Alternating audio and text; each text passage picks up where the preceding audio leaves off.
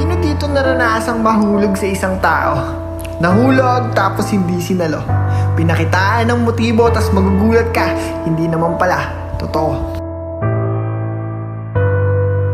Ang pamagat ng tulang ito ay kung kailan ako nahulog, dun mo pa ako binitawan. Isang sitwasyon sa buhay natin na hindi man natin aakalain, magugulat ka na lang na meron ka na palang pagtingin. Yung akala natin ibibigay na sa atin pero yung damdamin natin ay mabibigo pa rin. Yung binigay nga sa'yo pero panandali ang panahon lang pala. Parang binuksan lang ni Lord yung puso mong nagpapahinga, sa biglang pangyayari ay hindi ka makapaniwala. Binuksan ang puso mo pero sa maling tao pa. Akala mo siya na pero mawawala pa din pala. May darating na tao, darating na magpapabago ng buhay mo. Magpapabago ng malungkot mong mundo.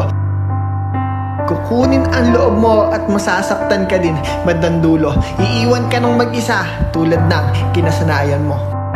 Suportahan na lang natin yung mga taong tapos nang sumaya sa atin.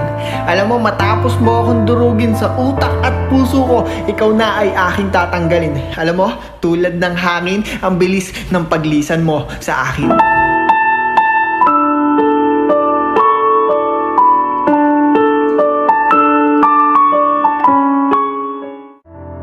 Bago mo ako tanungin kung bakit ako nagbago, tingnan mo muna yung sarili mo kung paano mo ako trinato. Sa nakita ng dalawang mata ko, naramdaman ko ang pagkawasak na tila abang parang nadurog na bato. Naramdaman ko ang bawat pagbagsak ng luha ko at syempre, ito na ay aking itinago sa inyo. Hindi na ako nabigyan ng pagkakataon para ikay kausapin. Nakakatakot din kasi yung masasanay ka sa isang tao tas aalis din. Eto pa, tulad ng hangin, lahat ay iiwan ka din.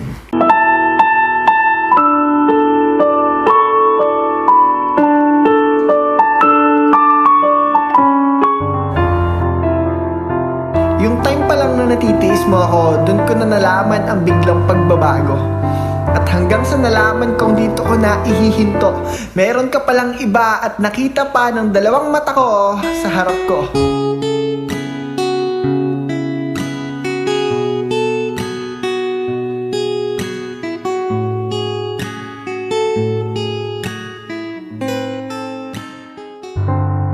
Totoo pala to na kapag sanay ka ng masaktan, hindi na sakit, puro disappointment na lang ang iyong mararamdaman. Huwag naman sa kung nandyan lang siya pag meron siyang kailangan.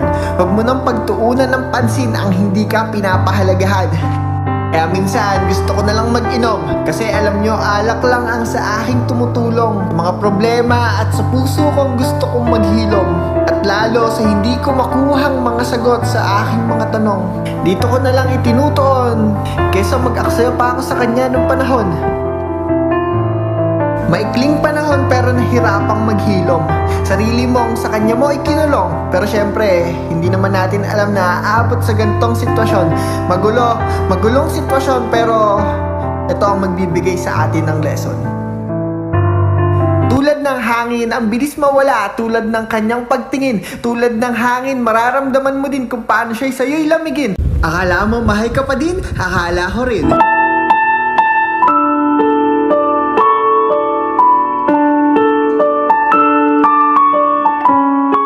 At ito ang huling salita, mga taong burara pati sarili na iwala. Yung taong walang kwenta, yun pa yung minahal mo ng sobra.